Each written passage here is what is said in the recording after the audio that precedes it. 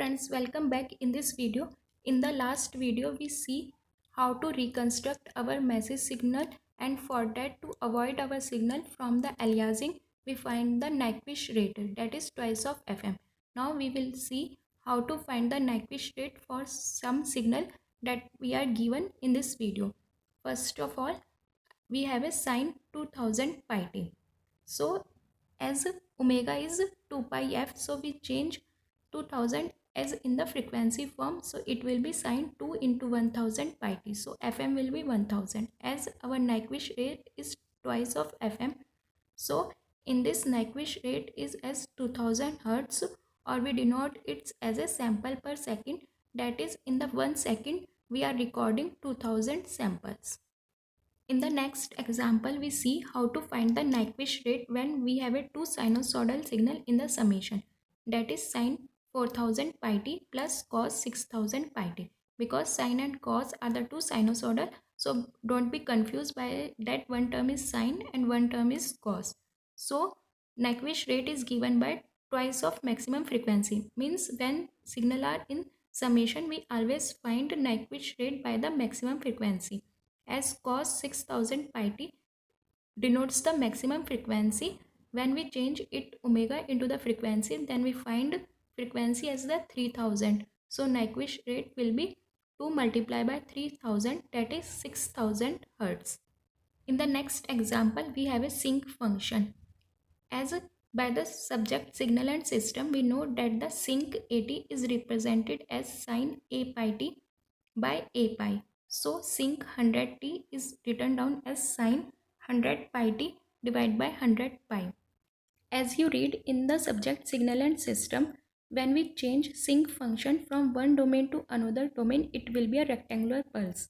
So A tau sinc t tau, in which we change this into the Fourier transform, it will be a rectangular pulse whose amplitude is A and width is tau, and whose band is limited to the tau by 2. So we have a function sinc 100 tau. In this, the tau value is 100, and in this we have not any amplitude, so we change into a 1. So when we draw the rectangular pulse, it is limited to the tau by 2. So tau by 2 is 50, whose width is tau, that is 100. So we choose amplitude as 1 by 100. So 100 multiplied by 1 by 100, its amplitude will be 1. So according to the representation of the rectangular pulse, its bandwidth is 50. So when we choose the Nyquist rate of the sinc 100 tau, it will be 2 into maximum frequency, and maximum frequency is 50. So Nyquist rate will be 100.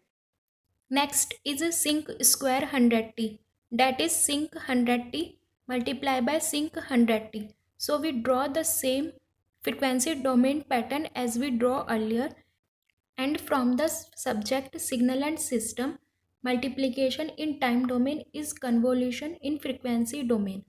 So resultant will be convolution of two rectangular pulse of same frequency. Then again, it is the basic from the subject signal and system. If we convolve two rectangular pulse of same frequency, then resultant will be triangular with the frequency double of the frequency. So in this frequency will be 2 FM, that is 100. So we find Nyquist rate by twice of FM. In this maximum frequency is 100. So we multiply 2 with 100. So the Nyquist rate will be 200. Now there is a trick for sinc square 100t.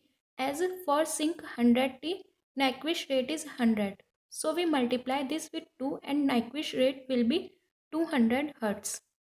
And for the sinc 100t cube, if we find the Nyquist rate, as for the sinc 100t, Nyquist rate is 100.